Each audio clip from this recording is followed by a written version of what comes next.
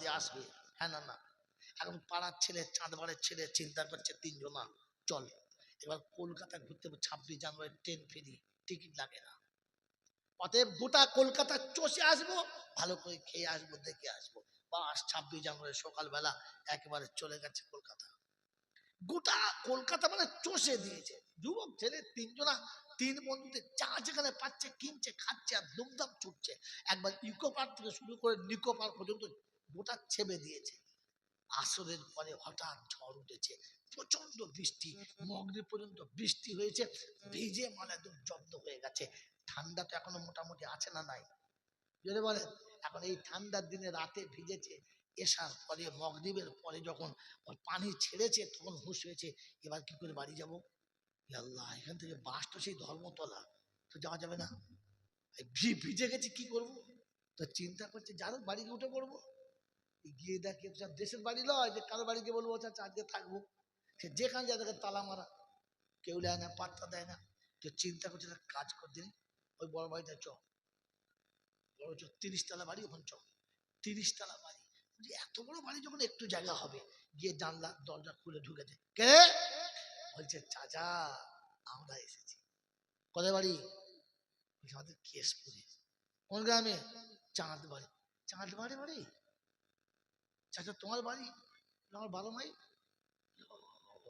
চাচা গো, তুই আমাদের চাচা, এখন জোর করে চাচা বানিয়ে নিস, কথা বলে না।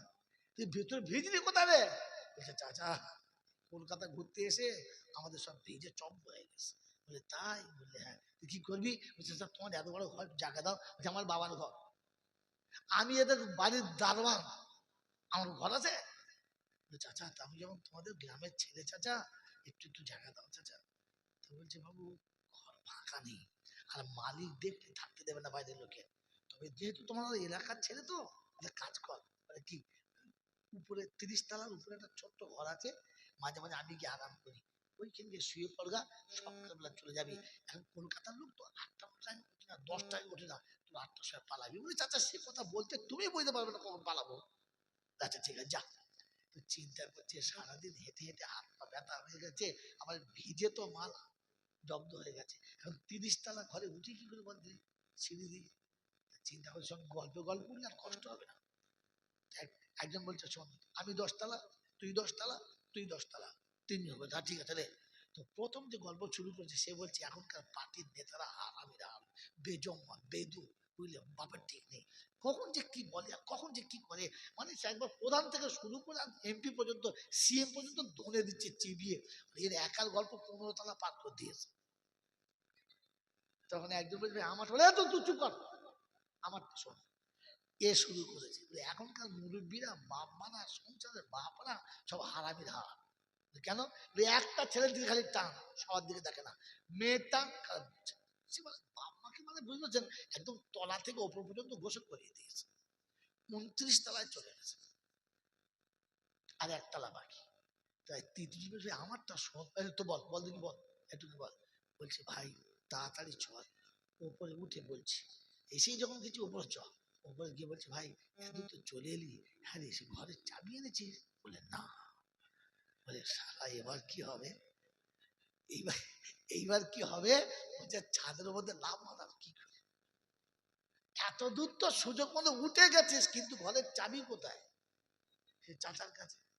কথা বোঝেন নাই?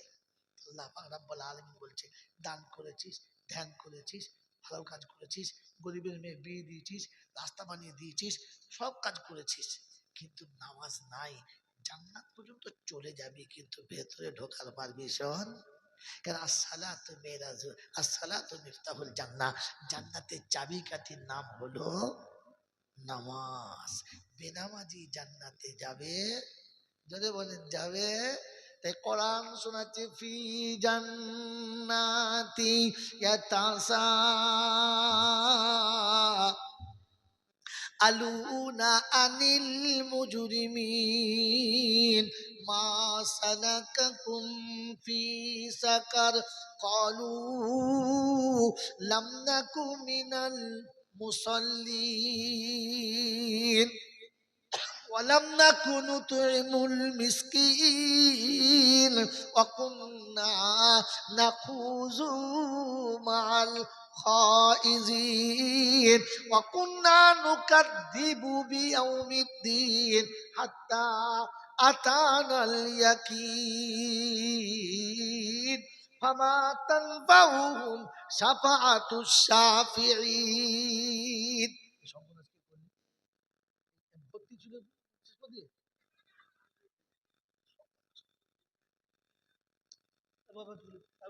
দিয়ে বাবাজিরা সোনারা লালেরা জ্ঞানীজনেরা শুধুই মানুষেরা একবার চাঁদবারে প্রথম আসছি না অনেকবার এসছি, এখনো পর্যন্ত দুধ খাই আমি জানো তো ওই দুধ খাই, তাহলে বোঝো এদেরকে কি বলতে হয়। বাবাজিরা সোনারা লালেরা জ্ঞানীজনরা বুদ্ধিজীবীরা। পারা নাম্বার 29, সূরার নাম সূরা মুদ্দাসসির, আয়াত নাম্বার 41 থেকে 45। ডান দিকের পৃষ্ঠার মিডল পয়েন্টের নিচে জান্নাতীরা জাহান্নামীদের জিজ্ঞাসা করছে মা সালাকাকুম ফি সাকার। ওই সত্তর ভাই, এই তো রে ভাই, দেশে তোমার নাম ছিল, পঞ্চায়েতের প্রধান ছিলে, স্ট্যাটাস তোমার ভালোই ছিল, বাপদাদার নাম ছিল, এলাকায় তোমার একটা বিরাট সুনাম ছিল, জাহান্নামে কি করে গেলে বলো? বলছে ভাই নাম ভালো ছিল, বংশ ভালো ছিল, স্ট্যাটাস ভালো ছিল, ওজন ভালো ছিল, আর নামাজে ছিলাম না বলে জাহান্নামে যেতে হলো। চিন্তা করিস না, আমাদের দলে ভালো ভালো লোক আছে, যেমন এখানে বলেন দুনিয়া আমাদের দলে ভালো ভালো লোক আছে।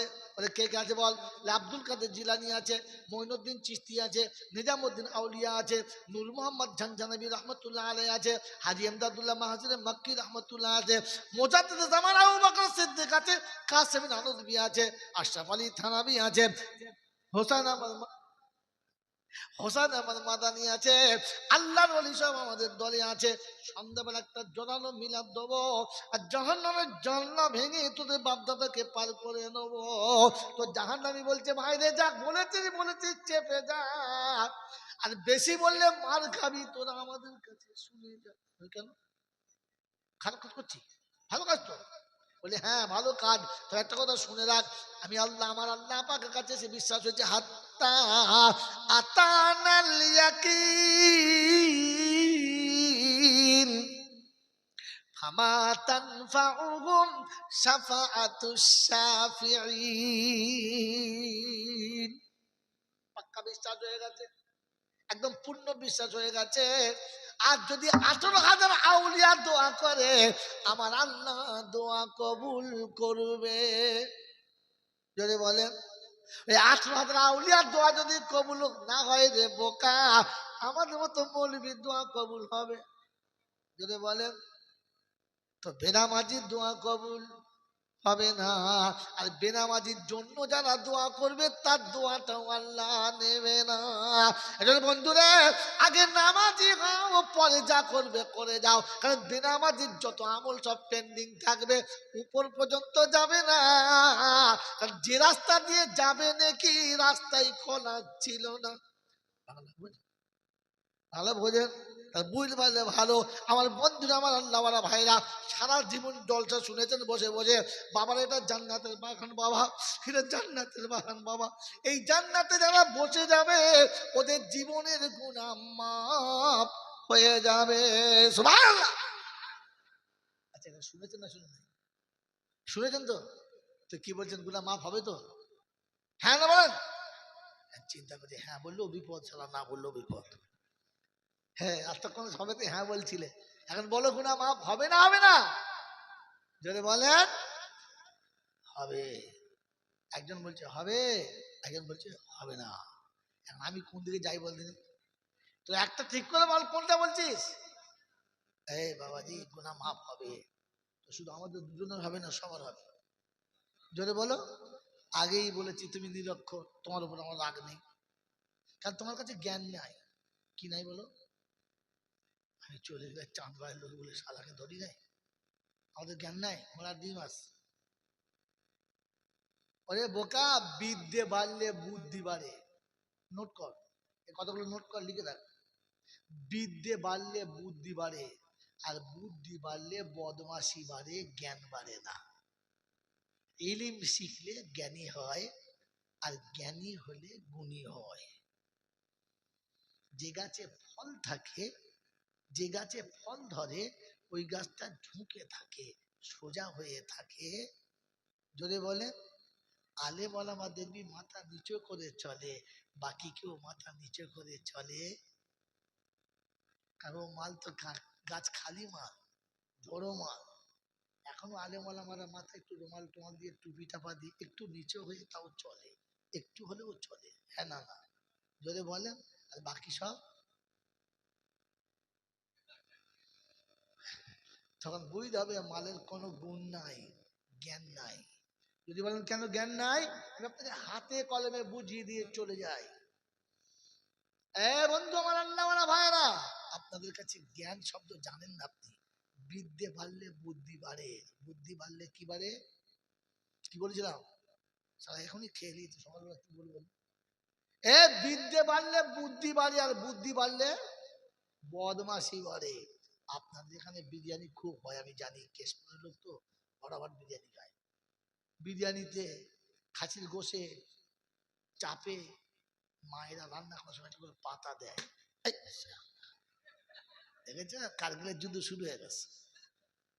কি বলেন জি, একটা পাতা দেয়, দেয় না? ওই পাতাটার নাম কি? তেজপাতা। এটা দিলে খাবারের স্বাদ বাড়ে, খাবারের একটা খুশবু হয়, হয় না? কিন্তু কেউ চিবিয়ে খায়? খায়? কি করে? চুষে ফেলে দেয়। আমাকে ক্ষমা করবেন, এবারে রাগ করবেন না। নারীর ইজ্জত তেজপাতার মতো সুন্দর। যদি আপনার জীবনে আসে, চোখের গুনাহ মাফ হবে, মনের আগুন ঠান্ডা হবে, আপনার বংশ প্রদীপ ওখান থেকে আসবে, আপনার আটকুড়ো নাম, নিবংশ নাম দূর হবে। নারী আপনার জীবনে এলে, নারী আপনার জীবনে এলে রাতের ঘুমটা ভালো হবে, সব পাপ থেকে আমার বাঁচার রাস্তা পাওয়া যাবে। নারী অমূল্য সম্পদ। কথা মনে থাকবেন ইনশাআল্লাহ। যদি বলেন এই নারীকে আল্লাহ পাক কতটা সম্মান দিয়েছে? পুরুষের থেকে 3 গুণ বেশি। নারীর সম্মান রাসূল দিয়েছে পুরুষের থেকে 3 গুণ বেশি। কোন এক সাহাবী বললেন আল্লাহ রাসূলের যুদ্ধে যাব। বললে ঘরে তোমার মা আছে? বললে হ্যাঁ। কেমন? বলে বৃদ্ধা, অচল। বলে মায়ের খিদমত করো। আবার কিছুদিন পরে বললেন রাসূল যুদ্ধে যাব। বললেন আম্মা এখনো বেঁচে আছে? বললে হ্যাঁ। মায়ের খিদমত করো। আবার বললেন রাসূল যুদ্ধে যাব। বললেন মায়ের খিদমত করো। তারপরে বললেন যুদ্ধে যাব। বললেন আব্বা আছে? হ্যাঁ। আব্বার খিদমত করো। নারীর ইজ্জত কবার দিয়েছে? 3 বার। কারণ নারী 3 বার কষ্ট পেয়েছে, বাপ 1 বার। নারী 3 বার কষ্ট পেয়েছে। একবার 9 মাস পেটে ধরে কষ্ট পেয়েছে, একবার প্রসবে কষ্ট পেয়েছে, আর একবার যতক্ষণ বাচ্চা সাবালক হয় নাই ততক্ষণ তাকে নিয়ে কষ্ট পেতে হয়েছে। হ্যাঁ না না? এই 3 বার কষ্ট পেয়েছে। নারীর এতটা সম্মান দিয়েছে, তাকে সম্মানের বস্তু নারী করেছে। আপনাদের বিদ্যে যখন বেড়েছে, বুদ্ধি তখন বেড়েছে, আর বুদ্ধি যখন বেড়েছে তখন বুদ্ধিমানরা নারীর ইজ্জতটাকে তেজপাতার মতো খালি চুচে ফেলে দিয়েছে, ভোগ করে নাই। ওই প্রাইমারি স্কুল ছেলে যখন হাই স্কুলে ঢুকেছে তখন থেকে বিয়ের আগে পর্যন্ত কত নারীর ইজ্জত চুষে কোথায় ফেলেছে ওকে জিজ্ঞাসা করো। 1 জানুয়ারি ফাটিয়ে দিয়েছে, 31 তো বাঁশ দিয়ে দিয়েছে। কি তারপরে 15ই আগস্ট ধনে দিয়ে যায়। কি জি সারাটা জীবন। কি জি বিয়ের পরে ভাবি নিরাপদ নাই দেওরের হাত থেকে, বিবাহের পরে বাড়ির বউ নিরাপদ নেই জামাইয়ের হাত থেকে, খালাতো বোন মামাতো বোন এখনো পর্যন্ত রেহাই পায় নাই ফুফুতো ভাইয়ের হাত থেকে। এরকম বুদ্ধিমান কারা? এইরকম বুদ্ধিমান কারা? বিদ্যে বেশি শিখেছে যারা। আমার আল্লাহওয়ালা ভাইরা, জ্ঞানীজনরা, সুধী মানুষরা, এদের বিদ্যে যত বেড়েছে বুদ্ধি তত বেড়েছে, আর বুদ্ধি যত বেড়েছে তত মা বোনের ইজ্জতটাকে তেজপাতার মতো চিড়েছে। কচি কাঁচা বুড়ো তোমরা কাউকে ছাড়ে নাই, ধনে দিয়েছে। হাসছিস? আরে বিষ খাওয়া দরকার, হাসছিস? জাতির কপালে ঝাঁটা মারছে আর ও হাসছে। কি বলে কেশপুর থেকে ছুটেছে চাঁদ বাড়ি, হাসছে। কি হয়েছিল বুঝলে? কি হয়েছে বলে আব্বাকে বাস স্ট্যান্ডে লুঙ্গি খুলে মারছে। আমি চলে এসেছি, কেউ বুঝতে পারে না। এটা এটা ছেলে না হারামি ছেলে? ওর বাপকে লুঙ্গি খুলে পেটাচ্ছে, ও চলে এসেছে, বাপের টাকায় নাই বলছে। ওর আল্লাহ বাঁচিয়ে দিয়েছে, আল্লাহ বাঁচিয়ে দিয়েছে। এটা ছেলেটা বোকা কোথাকার, সবেতেই হাসে রে। আপনি ভাবেন জ্ঞান কোথায় আপনার? পাগল জানে পেচ্ছাপ করলে ধুইতে হয় না, কিন্তু জ্ঞানীরা জানে পেচ্ছাপ ভালো নয়, ধুইতে হয়। হ্যাঁ না না বলেন? জোরে বলেন। আজ সমাজে পেচ্ছাপ করে 100-র মধ্যে 95% পানি নেয় না, তারা সমাজে শিক্ষিত বেশি যারা। হ্যাঁ না বলেন? আর তোমাদের কাছে ভালো তারা বড় জ্ঞানী লোক, জানেন? খুব দারুণ জ্ঞানী লোক, মুতে জীবনে পানি নেয় না, দারুণ জ্ঞানী লোক। পাড়ার লোকটা এত ভালো, বুঝলেন? এত ভালো, আমাদের পাড়ায় ওরকম লোক নাই। তবে ওর বউ বাইরে বার হলে দেখার চান্স নাই, সব দেখতে পাবে, দরকার কিচ্ছু নাই। হ্যাঁ, বিদ্যে যখন বেড়েছে তখন এখানকার ব্লাউজের হ্যান্ডেল উঠতে উঠতে গোটা হ্যান্ডেলই খুলে দিয়েছে। এখন আর ব্লাউজের হ্যান্ডেল আছে? আছে আছে, হাত তুলে সুন্দরবন দেখা যাবে, টিকিট কাটতে হবে। বলে বিদ্যে শিখেছে, জ্ঞান আছে ওর কাছে। আর নিচে দিয়ে ব্লাউজ উঠতে উঠতে উঠতে উঠতে মাদার ডিয়ারি, না বলবো না, থাক। কি বলে মানে তো, হ্যাঁ দেখেছো, হাসি আর ঠেকাতে পারে নাই মা। আমার বাবাজি, এই সর্বনাশ কারা করেছে? জোরে বলেন, সর্বনাশ কারা করেছে? বিদ্যে যারা বেশি শিখেছে। খোদার কসম, এখনো পর্যন্ত মা বোনের ইজ্জত যদি ঢাকা থাকে তা আলেমদের কাছে আছে, তা ওলামাদের কাছে আছে। তাই কোরআন শুনিয়েছে, ইন্নামা ইয়াখশাল্লাহ মিন ইবাদিহিল উলামা। এখন আলেম বিয়ে করে বাড়ি নিয়ে গেলে তার বোনের তাকত নেই সেলোজের মুখ দেখবে। আর মাস্টার বিয়ে করে দিয়ে গেলে গোটা পাড়ার যত এড়ে গরু আছে সবাই একবার চাষ দেবে, তারপরে মাস্টার পাবে। লজ্জা লাগে নাই বলতে? ওর ডেকে নিয়ে আসবে, চল যাবিনি, একটা মাল এনিস। ছি ছি ছি ছি ছি। আপনার জ্ঞান আছে? আপনার জ্ঞান আছে?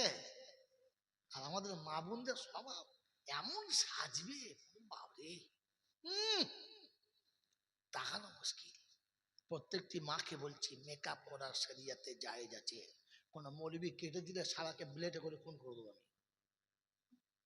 প্রত্যেকটি মেয়ের পালিশ করা, গাল পালিশ করা, ঠোঁট পালিশ করা জায়েজ আছে।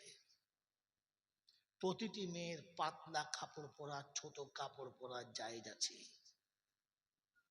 শর্ত হচ্ছে অনলি ফর স্বামীর কাছে, আর কারো কাছে না। তুমি এমন পোশাক পরো তোমার বৃদ্ধ স্বামী যেন 22 বছর মতো যুবক হয়ে যায়, তোমাকে দেখলে যেন পাগল হয়ে যায়, এটা তোমার জন্য সুন্নাত। চুল এতটা কাটো, কাজল এতটা পরো, মেকআপ এতটা করো যে তোমার স্বামী বাইরে থেকে বাড়ি আসলে যেন মনে হয় আমি স্বর্গ সুধা পান করছি, জান্নাতের দরজায় হুরার গেলেমান নিয়ে বসে আছি, পেঁচির মতো সেজে বসে। আর যখন ডাক্তার বাড়ি যাচ্ছে এমন সেজেছে ডাক্তার বুঝতে পারে না মালের বিয়ে হয়েছে না হবে না। আপনাদের এখানকার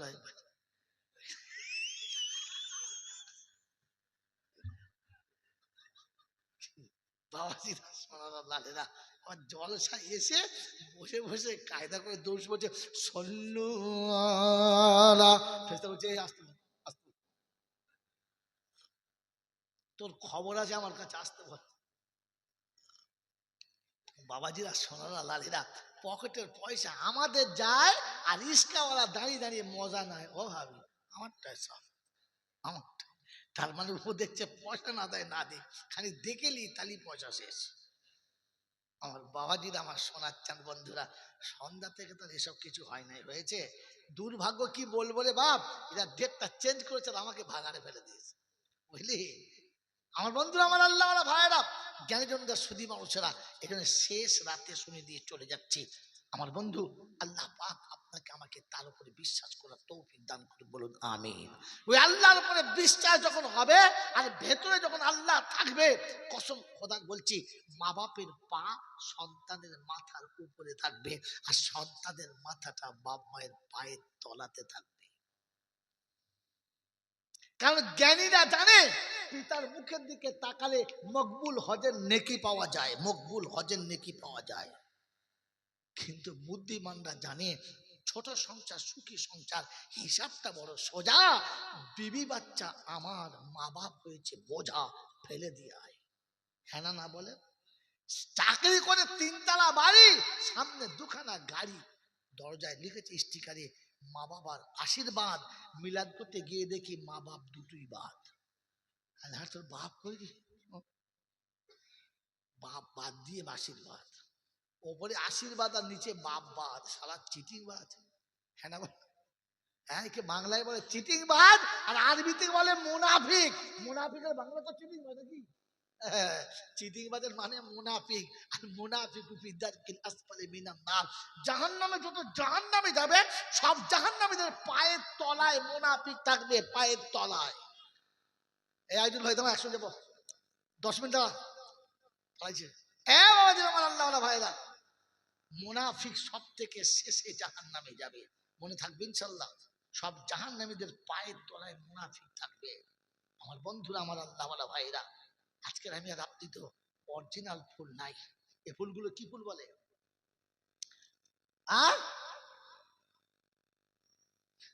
এটা অরিজিনাল না ডুপ্লিকেট? আমরা কি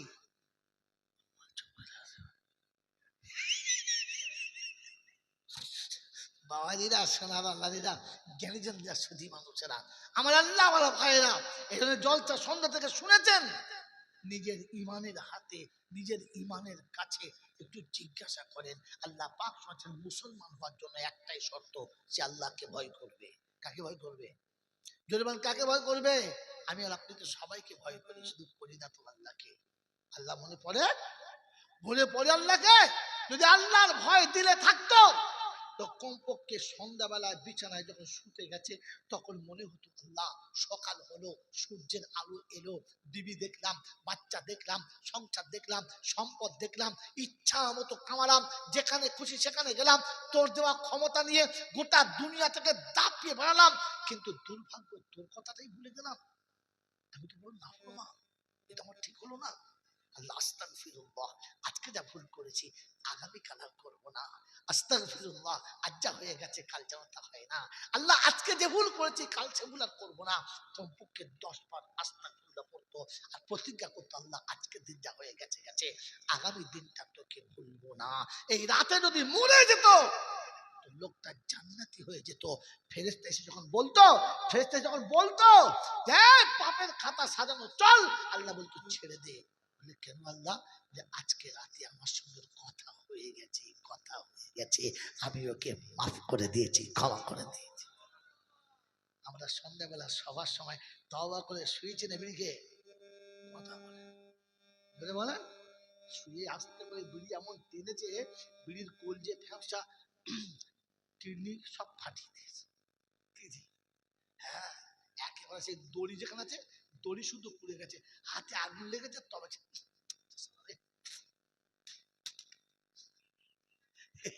হ্যাঁ, বুঝতে পেরেছে। তার মানে বিড়ি ফেলে এরকম করে, আমি দেখেছি দাঁড়িয়ে দাঁড়িয়ে, কি দিয়ে যাই পুড়ে গেছে, কি করবা,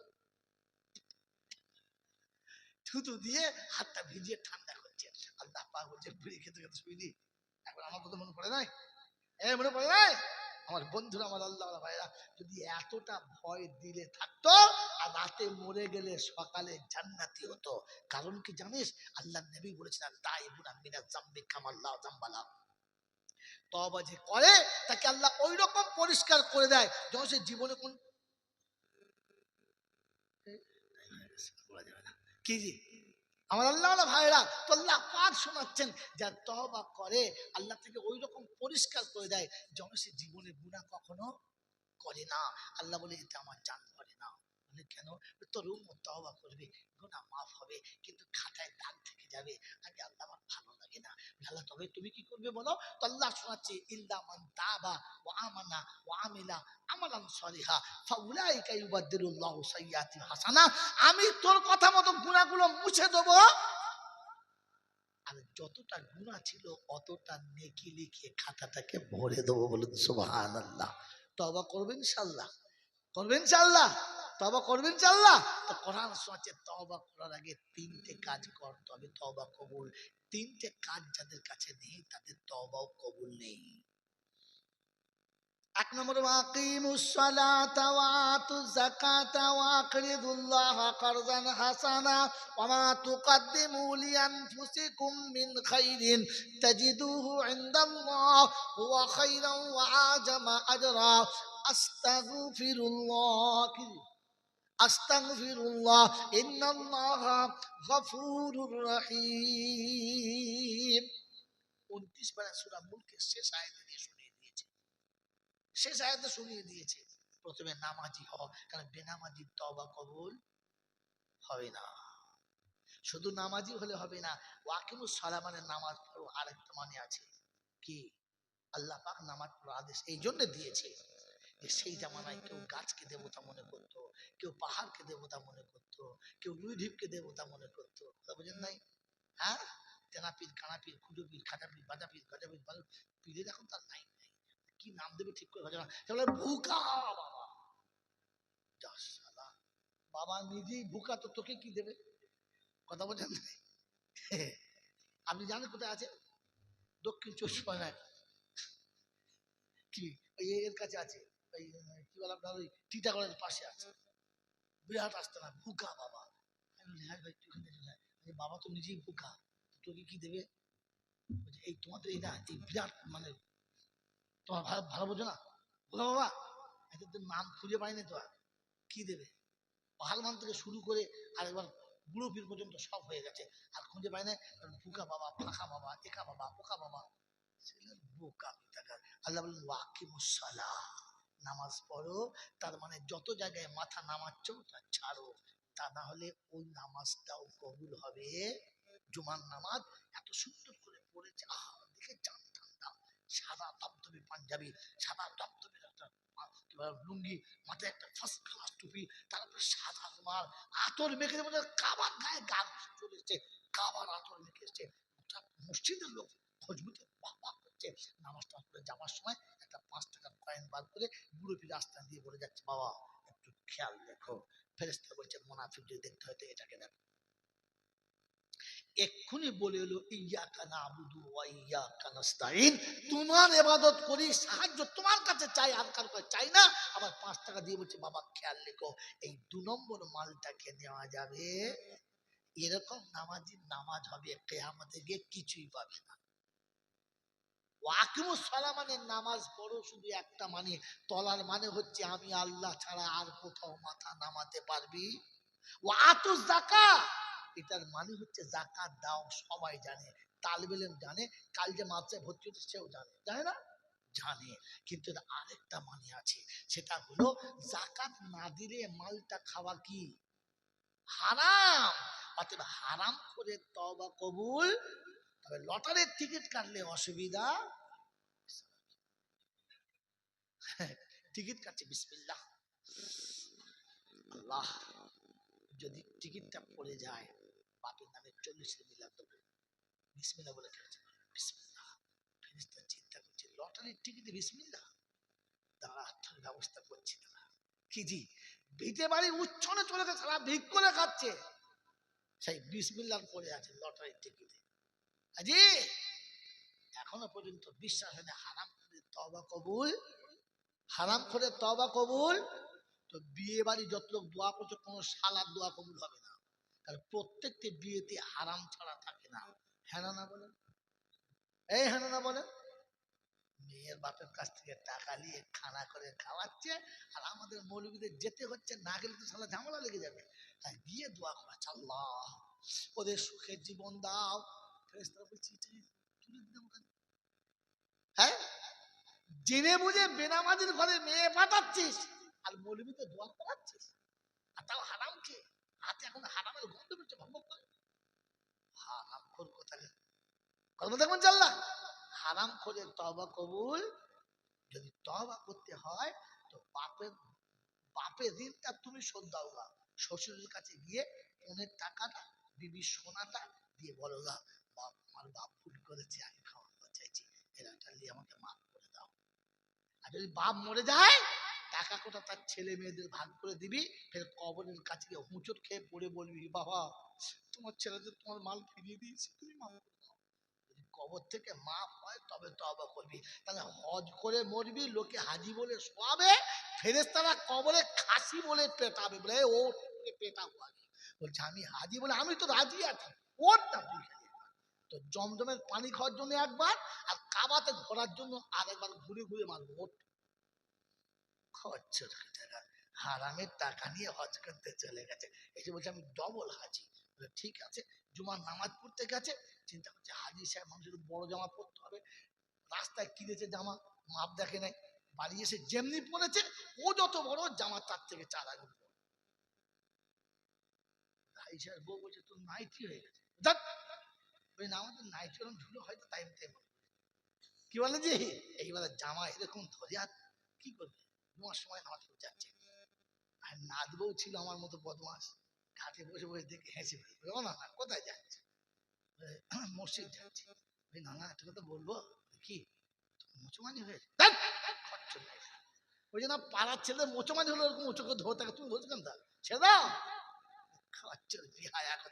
এখনো জামা পরার মাপ জানে না, ও হতভাগা জামা কিনলে চলে গেছে, হাজি সাহেব হয়ে গেছে। হাজি মনে করছে ফেরেশতার খালাতো ভাই, ফেরেশতা বলছে শালাকে এবার কবরে পাই, তারপর খালাতো ভাই ছুটি দেবো বাড়ি।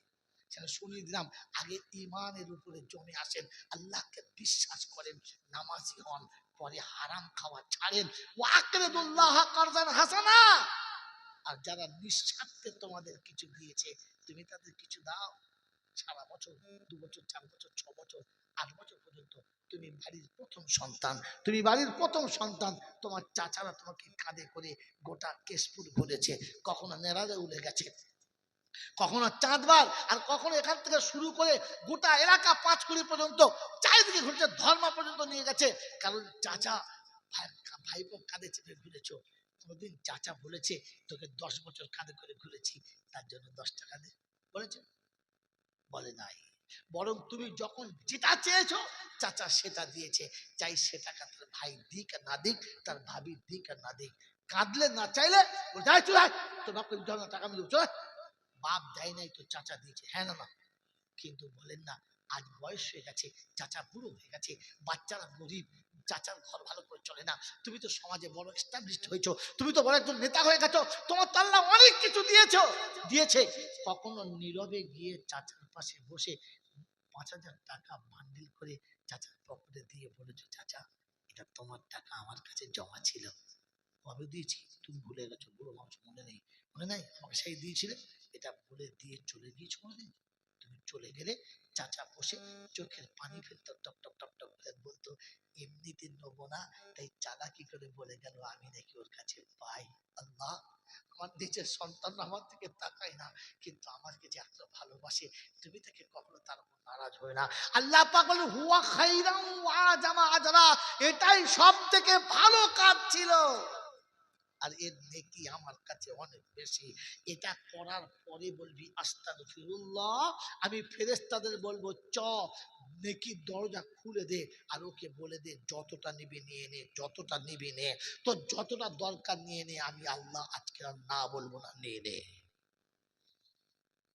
বন্ধু মনে থাকে জন্য আমাকে 3টে কাজ করা, প্রথমে নামাজি হওয়া, পরে হারাম ছেড়ে দেওয়া, আর তারপরে যারা তোমার কাছে হাসানা দিয়েছে পাশের বাড়ির সেই বৃদ্ধ মহিলা যে সারা জীবন তোমাকে কোলে করে মানুষ করেছে, তুমি ঘুম থেকে উঠে কেঁদেছো, তোমাকে আব্বা বলে বুকে জড়িয়ে নিয়েছে, আর তোমাকে সান্ত্বনা দিয়ে কান্না চুপ করাতে গেছে, আর তুমি পেচ্ছাপ করে গোটা বুকটা ভিজিয়ে দিয়েছো, পেচ্ছাপটা হাতে করে ফেলে দিয়েছে, ভিজে ব্লাউজটা গায়ে দিয়েছে, তোমার পেচ্ছাপটা তার গায়ে দিয়ে শুকিয়ে গেছে, তবু তোমাকে গালিও দেয় নাই, করে একটা চড়ও মারে নাই, তার বিনিময় কি দিয়েছো?